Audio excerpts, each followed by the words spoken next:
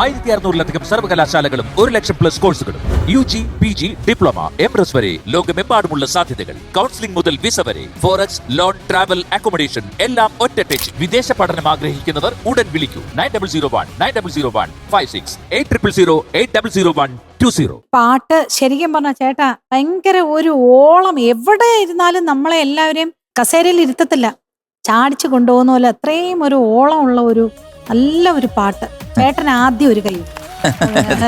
ചെമ്പകവല്ലികളിൽ തുളുമ്പിയ ചന്ദനമാമഴയിൽ എന്തിനു വെറുതെ നനയുവതിന്നീ തങ്കനിലാവഴകേ. ചന്ദ്രനദിക്കരയിൽ തിളങ്ങണ പൊൻപിറയെ പോലെ എന്തിനു നീ ഇന്നങ്ങനെ ഇങ്ങനെ മിന്നി മിനുങ്ങുന്നേ. ഇത് ഞാൻ ഒരുപാട് ഓടി, കാരണം എന്തിട്ടാലും പ്രിയൻ ഇഷ്ടപ്പെടൂല. ആണോ?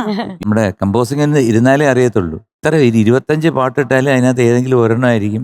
ഇത് മിക്ക മ്യൂസിക് ഡയറക്ടേഴ്സും അനുഭവിക്കുന്ന ഒരു പ്രശ്നമായിട്ട് പറഞ്ഞിട്ടുണ്ട്. കാരണം കുറെ ട്യൂൺ കഴിഞ്ഞിട്ട് ഒരു 5ാമത്തെ 6ാമത്തെ ആയിരിക്കും എന്താ ചില ഡയറക്ടേഴ്സിന്റെ സ്വഭാവം നേരത്തെ അവർ മനസ്സിലാക്കി വെക്കും. എന്നിട്ട് 4ാമത്തെ ട്യൂൺ കുറച്ച് നല്ലത് വെച്ചിട്ട് ആദ്യമൊക്കെ കുറച്ച് കുറച്ച് കൊടുത്ത അങ്ങനെയും ചിലരുണ്ട്.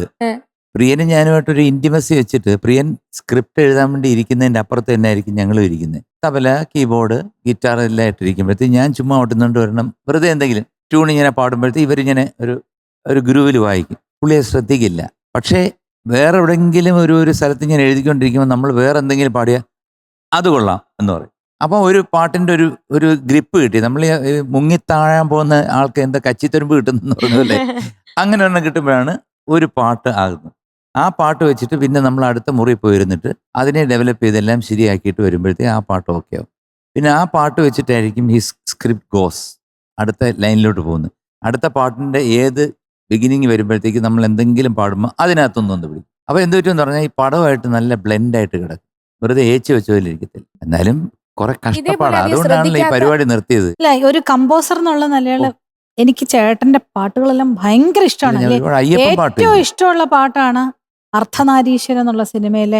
ഇതുവരെ ആരും ഇവിടെ പാടിയിട്ടില്ല. അത് ആ പാട്ടിന് ഒരു അവാർഡ് തീർച്ചയായിട്ടും ഞാൻ പ്രതീക്ഷിച്ചു. ഞാൻ ആ പാട്ട് കേൾക്കാനായിട്ട് എത്ര പ്രാവശ്യം ആ പാട്ട് ഞാൻ ഇതിനകത്ത് നോക്കി കേൾക്കാറുണ്ടെന്ന് അറിയാമോ? സത്യം പറഞ്ഞാൽ എനിക്കൊരു പാഷനാണ്, എൻ്റെ ഒരു പ്രൊഫഷൻ അല്ല ഈ എന്താണ് ഈ മ്യൂസിക് ഡയറക്ഷൻ. കാരണം മ്യൂസിക് ഡയറക്ഷൻ ഒരുപാട് ടൈം കൺസ്യൂമിങ് ആണ്. കാരണം ഇത് നമ്മളൊരു എല്ലാവരും ഇഷ്ടപ്പെടുന്നു. ഇപ്പൊ റിമിയാണ് ഒരു എന്താണ് ഡയറക്ടർ ആണെങ്കിൽ റിമിയുടെ മുമ്പിൽ പോയിരുന്ന് ഞാനൊരു 8 പാട്ട് 9 പാട്ട് ചെയ്യുമ്പോഴാണ് ഒരെണ്ണം.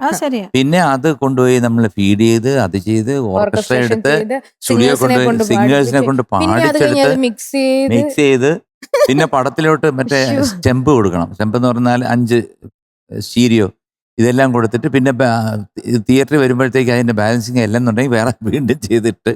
നീ ഇഷ്ടപ്പെട്ടില്ല നാട്ടുകാരുടെ ചീത്തയും? ശ്വേതയുടെ ഒരു പാട്ടുണ്ടല്ലോ മാവിൻ ചോട്ടിലെ, എത്ര നല്ല പാട്ടുകള്. പക്ഷെ എന്തുകൊണ്ട് അർഹിക്കുന്ന അംഗീകാരം ഈ മ്യൂസിക് ഡയറക്ടറിന് കിട്ടാത്തില്ല? ഞങ്ങൾ പ്രതിഷേധിക്കുന്നു.